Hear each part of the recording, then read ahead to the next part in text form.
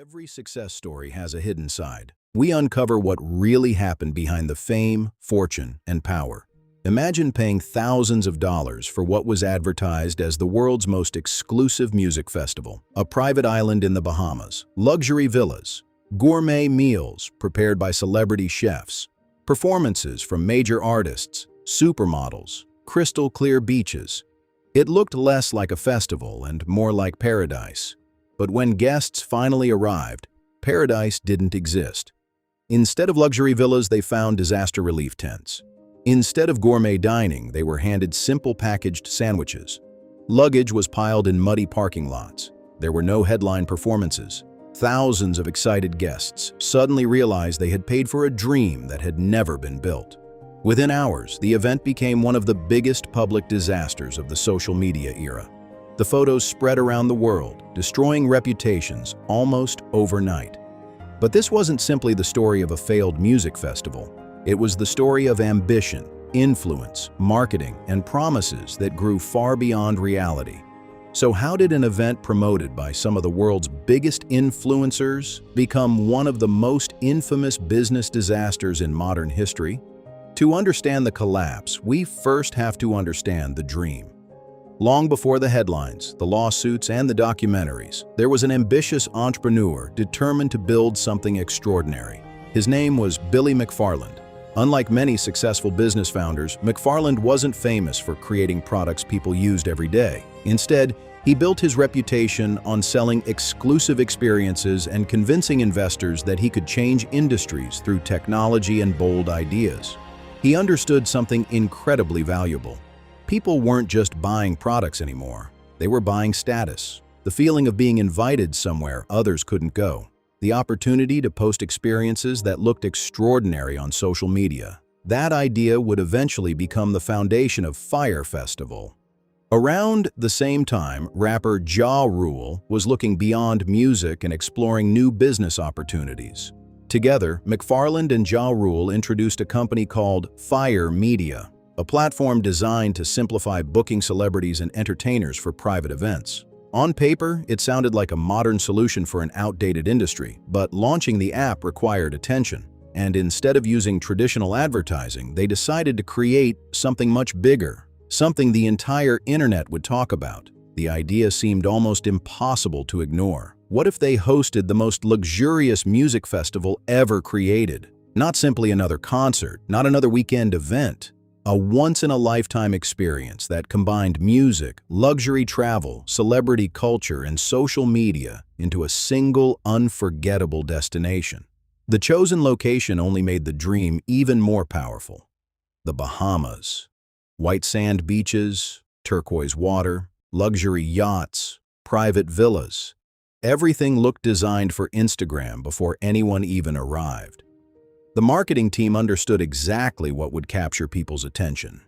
Instead of explaining the festival in long advertisements, they sold a feeling: freedom, luxury, exclusivity, adventure.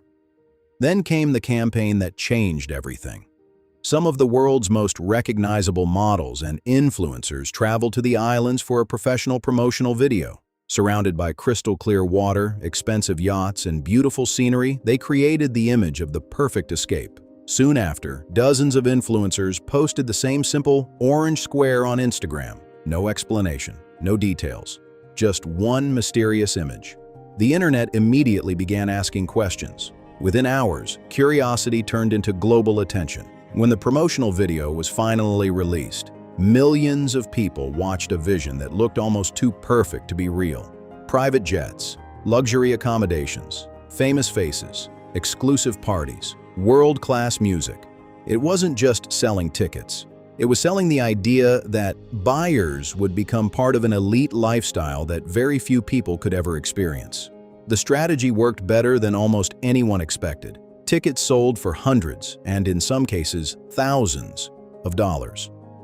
Premium packages promised even more exclusive accommodations and VIP experiences. For a moment, everything appeared to be falling perfectly into place. The media praised the concept. Social media amplified every post. People wanted in before tickets disappeared. From the outside, Fyre Festival looked like the next great luxury event. But behind the carefully edited videos and breathtaking photographs, a very different story was already unfolding. The dream was growing faster than reality, and while the world was buying the fantasy, the people responsible for building it were beginning to discover that creating paradise would be far more difficult than advertising it. What nobody realized was that the countdown to one of the biggest event disasters in modern history had already begun. The excitement surrounding Fyre Festival wasn't growing by accident. It was being engineered. Long before the first guest packed a suitcase, Fyre Festival had already won the battle that mattered most in the age of social media: people's attention. The promotional campaign became a masterclass in creating desire. Luxury yachts drifted through crystal-clear waters. Models laughed on white sand beaches. Private villas overlooked the ocean. Every frame suggested the same message. This wasn't just another music festival. It was an invitation into a world reserved for the rich, the famous, and the fortunate few. For millions watching online, it looked real. More importantly, it looked exclusive. And exclusivity has always been one of the most powerful products anyone can sell. People weren't buying tickets because they needed another vacation. They were buying the chance to become part of a story that everyone else would wish they had lived. The strategy worked almost instantly. When dozens of high-profile influencers shared the now famous orange square on Instagram at the same time, curiosity spread across social media within hours. The campaign generated enormous attention before most people even knew what Fyre Festival actually was. That mystery became one of its greatest marketing tools. The less people knew, the more they wanted to know. Then came the promotional video. Private jets, luxury yachts, beautiful beaches, smiling celebrities, adventure, freedom. Every second was carefully designed to make viewers imagine themselves there. The campaign didn't focus on schedules or logistics. It sold an emotion. It sold a lifestyle. And for thousands of people, that was enough. Tickets began selling at remarkable prices. General admission packages cost hundreds of dollars, while premium experiences reached into the thousands. Some luxury packages promised private villas, gourmet dining, yacht experiences, and VIP treatment that rivaled the world's most exclusive resorts. Many buyers never questioned whether those promises could actually be delivered, because the marketing made everything appear inevitable. Success creates confidence. Confidence creates trust, and trust often discourages people from asking difficult questions. As ticket sales increased, media outlets began covering Fyre Festival as one of the most exciting luxury events ever announced. The project suddenly carried momentum. Investors paid attention, sponsors became interested, celebrities added credibility simply by being associated with the brand. Billy McFarland was quickly transforming from an ambitious entrepreneur into someone many believed had discovered the future of luxury entertainment. From the outside, everything appeared to be moving exactly as planned. But appearances can be dangerously convincing. Behind closed doors, reality was beginning to catch up with the dream. The island lacked the infrastructure needed for an event of this scale. Construction deadlines slipped. Suppliers requested payments. Basic necessities, from transportation to accommodations, were nowhere near ready. Employees worked around the clock trying to solve problems that seemed to multiply every day. Some experienced professionals warned that the timeline was unrealistic. Others questioned whether the promises made in the advertisements could ever be fulfilled. Those concerns didn't disappear. They simply became quieter than the excitement surrounding the festival, because every new promotional post created even more public pressure. Canceling the event would mean admitting failure. Scaling back the promises could damage the brand before it even launched. Instead, the team continued moving forward. The dream had become too big to stop. As the launch date drew closer, the gap between the marketing and reality grew wider. Yet, from the outside, almost nobody could see it. Guests continued booking flights. More influencers shared promotional content. More money came in, and the countdown continued. Every day, the public believed they were getting closer to paradise. Behind the scenes, the organizers were racing against time, hoping somehow reality would catch up with the fantasy before the first guests arrived. It never did. And with only days remaining, the people responsible for delivering the world's most luxurious music festival were about to face a question they could no longer avoid. What happens when a promise becomes impossible to keep? By early 2017, Fyre Festival looked unstoppable. The advertisements were everywhere. Tickets had been sold. Influencers had done their job. The world believed it was counting down to the most luxurious music festival ever created. But behind the polished videos and carefully crafted social media posts, a very different reality was unfolding. For our guests, the festival is being postponed until we can further assess if and when we are able to. In my previous documentary, the circumstances were entirely in their control, and they just would post this statement on Twitter, saying, "I wanted this to be an amazing event. It was not a scam as everyone is reporting." Logistics required far more planning than the organizers had anticipated. Happened, or I guess didn't happen. So that's what this video. Unlike a delayed product launch, a music festival couldn't simply be pushed back without enormous consequences. The date had already been announced. Guests had booked flights. Expectations had become impossible to control. As pressure mounted, experienced event planners repeatedly warned that the schedule was unrealistic. Building a luxury destination from the ground up takes months, sometimes years. Fyre Festival had only weeks. The warnings became increasingly urgent. Some contractors requested overdue payments before continuing their work. Others refused to move forward without additional funding. Every solution seemed to create two new problems. Money that had been expected from investors wasn't always arriving as quickly as needed, while expenses continued to rise every single day. Construction crews worked long hours trying to prepare the site. Suppliers searched for last-minute solutions. Employees were forced to make impossible decisions with limited resources. The goal was no longer perfection, it was survival. Meanwhile, the public saw none of it. Every new Instagram post showed paradise. Every promotional video reinforced the same message: luxury, adventure, exclusivity. Behind the camera, however, organizers were confronting a much harsher truth. Many of the promises made during the marketing campaign were becoming increasingly difficult, if not impossible, to deliver. Luxury villas were one of the festival's biggest selling points, but there weren't enough completed accommodations for the number of guests expected to arrive. Transportation schedules remained uncertain. Essential equipment had not fully arrived. Even simple questions, such as how thousands of people would eat, sleep, and move around the island, still lacked complete answers. As the launch date drew closer, some members of the team reportedly urged leadership to scale back expectations or postpone the event until it could be properly prepared. From a practical standpoint, that may have been the safest decision. But from a business perspective, canceling the festival carried enormous risks. Refunding thousands of customers would cost millions of dollars. Sponsors could lose confidence. The Fyre brand might collapse before its app even had a chance to grow. Instead of slowing down, the pressure only increased. Billy McFarland continued searching for new funding while encouraging the team to keep moving forward.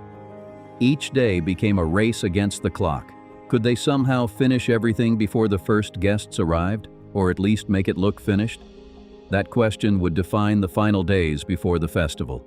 Employees later described working under intense stress, trying to solve problems that normally require months of preparation. Some believed things would somehow come together at the last minute. Others feared the project was already beyond saving.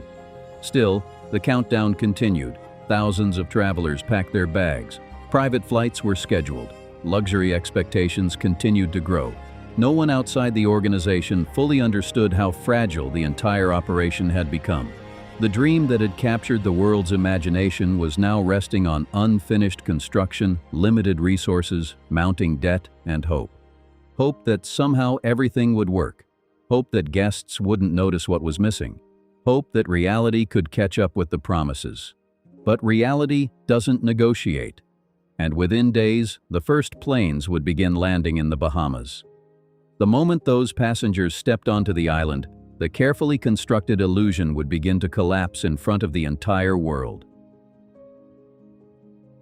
The festival descends into chaos. The moment had finally arrived. For months, thousands of people had imagined this day. Many had spent hundreds or even thousands of dollars, believing they were about to experience the most exclusive music festival in the world. Private flights began carrying guests toward the Bahamas. As the planes descended, excitement filled the cabin. This was supposed to be the weekend everyone would remember forever. In one way, it was, but not for the reasons anyone expected. As guests stepped onto the island, the illusion began to disappear almost immediately. The luxury transportation they had been promised was disorganized.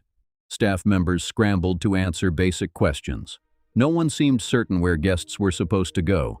At first, many assumed these were just small delays.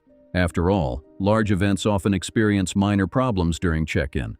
Surely everything would improve once they reached the accommodations. It didn't. Instead of luxurious beachfront villas, many guests found rows of temporary disaster relief tents that had originally been designed for emergency housing. Some tents had unfinished interiors, others lacked the comforts people had paid premium prices to receive. Guests wandered from tent to tent, trying to figure out where they were supposed to sleep. There was confusion, frustration, and growing disbelief. The reality looked nothing like the glossy promotional videos that had convinced them to buy tickets. As more flights landed, the situation became even more chaotic. Thousands of people arrived expecting a carefully organized luxury event. Instead, the festival site struggled to handle even the basics. Luggage wasn't delivered in an orderly way. At one point, piles of suitcases were left in a central area, forcing guests to search through hundreds of bags in the dark to find their belongings. The longer people waited, the more obvious the problems became. Then came the moment that would define the entire festival: food. Guests had imagined gourmet meals prepared by experienced chefs. Elegant dining, premium service. Instead, one image spread across social media almost instantly: a simple packaged sandwich with a small salad served in a foam container. The photograph quickly became a symbol of everything Fyre Festival had promised but failed to deliver. Within minutes, guests began posting videos and photos across social media. The internet watched the disaster unfold in real time. This wasn't a story reported days later by journalists. Millions of people witnessed it as it happened. Every tweet, every Instagram post, every video revealed another piece of the collapse. People searching for luxury found confusion. People expecting concerts found uncertainty. People hoping for an unforgettable celebration found themselves asking one simple question: how do we get home? As conditions worsened, organizers struggled to regain control. Several scheduled musical performances never took place. Many artists had already withdrawn before the festival began or were unable to perform under the circumstances. Without entertainment, proper accommodations, or reliable services, the event had lost the very things that made it a music festival. Guests became increasingly frustrated. Some tried contacting airlines. Others searched for internet connections to update their families. Many simply wanted to leave. The dream that had been sold to thousands of people had collapsed in less than 24 hours. Eventually, organizers announced that the festival would not continue. Flights were arranged to help guests leave the island as transportation became available. For many attendees, relief replaced excitement. The vacation they had anticipated for months had become an exhausting experience they simply wanted to end. But while guests were finally making their way home, the consequences of Fyre Festival were only beginning. The images of stranded travelers, unfinished tents, and broken promises spread across television, newspapers, and social media around the world. Almost overnight, Fyre Festival transformed from a symbol of luxury into a global symbol of failure. The question was no longer whether the festival had failed. Everyone could see that it had. The real question became far more serious. How had such an enormous project reached this point without anyone stopping it? And who would ultimately be held responsible for one of the most infamous event disasters in modern history? Investigations, fraud, and the aftermath. When the last guest finally left the Bahamas, the disaster itself was over, but the story was just beginning. Around the world, people wanted answers. How could an event promoted by celebrities, influencers, and a seemingly successful entrepreneur collapse so completely? More importantly, who was responsible? In the days that followed, thousands of disappointed guests shared their experiences online. Photos, videos, and first-hand accounts spread across news outlets and social media, turning Fyre Festival into an international headline. The lawsuits soon followed. Attendees sought compensation for the money they had spent. Investors questioned what had happened to their funding. Businesses that had supplied goods and services claimed they had never been fully paid. For many local workers in the Bahamas, the consequences were especially painful. Some had spent weeks preparing for the festival, hoping it would bring jobs and economic opportunity to the island. Instead, many were left with unpaid invoices and financial losses after working tirelessly to support an event that never delivered on its promises. As legal cases mounted, investigators began examining how the festival had been organized and financed. Their attention increasingly focused on Billy McFarland. The public image he had carefully built as a confident entrepreneur was beginning to unravel. Federal authorities accused McFarland of misleading investors and customers about the financial condition of the festival and related business activities. As investigators gathered evidence, the case expanded beyond the festival itself. The collapse of Fyre Festival wasn't viewed simply as a failed business venture. It became a criminal investigation into alleged fraud. In 2018, Billy McFarland pleaded guilty in federal court to fraud-related charges connected to Fyre Festival and separate fraudulent conduct involving ticket sales. He was later sentenced to prison. The legal outcome marked the end of one chapter, but it raised an even larger question. How had so many intelligent people believed in something that was falling apart behind the scenes? Part of the answer was marketing, part of it was ambition, and part of it was something far more powerful: belief. The promotional campaign had created a vision so compelling that many people accepted it without demanding enough proof that the promises could actually be delivered. Influencer marketing itself wasn't the problem. Luxury branding wasn't the problem. Even ambitious ideas weren't the problem.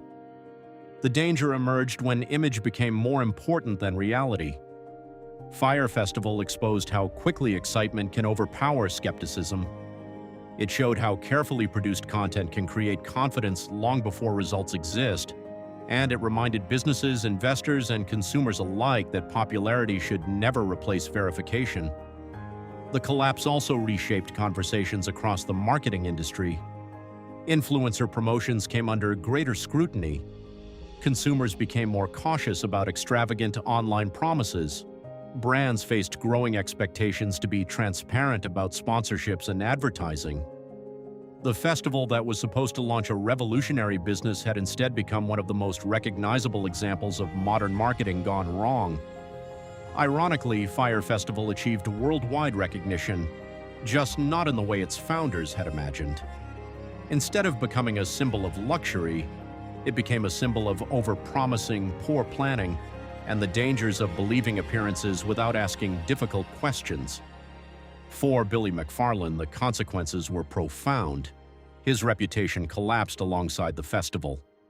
The entrepreneur who had promised an unforgettable experience became permanently linked to one of the most infamous failures in modern business history. Yet perhaps the most remarkable part of the story is this: the festival lasted only days, its reputation has lasted for years. Because people rarely remember promises, they remember outcomes. And few outcomes have been as dramatic or as public as the collapse of Fyre Festival. But perhaps the greatest lesson wasn't about one entrepreneur. It was about an entire culture that increasingly rewarded appearances over preparation. A culture where looking successful could sometimes become more valuable than actually being successful. That lesson continues to echo far beyond a single island in the Bahamas, and it raises one final question. Could another Fyre Festival happen today? Or have we truly learned to look beyond the image before believing the promise?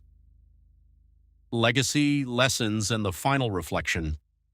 By the time the headlines faded, Fyre Festival had already done something unusual. It failed completely as an event, but succeeded in becoming a global reference point. Not for luxury, not for innovation, but for what happens when expectation moves faster than reality. The orange square that once symbolized exclusivity had become a warning sign across the internet. The promotional videos that once looked aspirational were now studied as examples of how marketing can create belief long before truth catches up. And Billy McFarland, the man behind it all, became permanently associated with one of the most infamous failures in modern business history. But the impact of Fyre Festival went far beyond one person. It reshaped how people view influencer marketing. Before Fyre Festival, many audiences trusted promotional content without thinking twice about the level of production behind it. After Fyre Festival, skepticism became more common. People began asking new questions. Who is funding this? What is actually confirmed? What is just presentation? The festival exposed a simple but powerful reality. Attention is easy to generate. Execution is not. And when the two are disconnected, collapse becomes inevitable. In the business and marketing world, Fyre Festival became a case study, not of success, but of failure under pressure. It is now referenced in discussions about startup hype cycles, influencer credibility, event planning risks, and the psychology of consumer trust in digital media. Because the core issue wasn't just poor logistics, it was over-promising at scale. The story also left a deeper lesson about modern culture. In a world driven by social media, appearances can travel faster than truth. A carefully edited video can spread globally in minutes, but the reality behind it may take far longer to understand. Fyre Festival showed how easily that gap can be exploited and how quickly it can collapse. For the guests who attended, the experience was something they will never forget. Not because it delivered on its promises, but because it did the exact opposite. A luxury dream turned into uncertainty, frustration, and confusion within hours of arrival. And yet, even that experience became part of something larger, a shared global moment where millions of people watched expectations break down in real time. There are few events in modern internet history that unfolded so publicly, so quickly, and so dramatically. And that is part of why Fyre Festival still matters today. It is no longer just a failed event, it is a symbol, a reminder that branding can create desire, but only reality determines outcome. And in the end, no amount of marketing can replace preparation, no amount of influence can replace logistics, and no amount of hype can replace execution. The festival promised paradise. What it delivered instead became a lesson written across the internet. A lesson that still applies today in every industry shaped by attention, trust, and online influence. Because behind every success story, there is always a hidden side. Sometimes it is preparation, sometimes it is pressure. And sometimes, as Fyre Festival showed the world, it is a gap too wide to close. Final reflection. The real question Fyre Festival leaves behind is not just what went wrong, it is how many similar stories are still being written right now, just without the cameras there to capture the collapse. And when the next perfect opportunity appears online, will we recognize the warning signs before the dream becomes a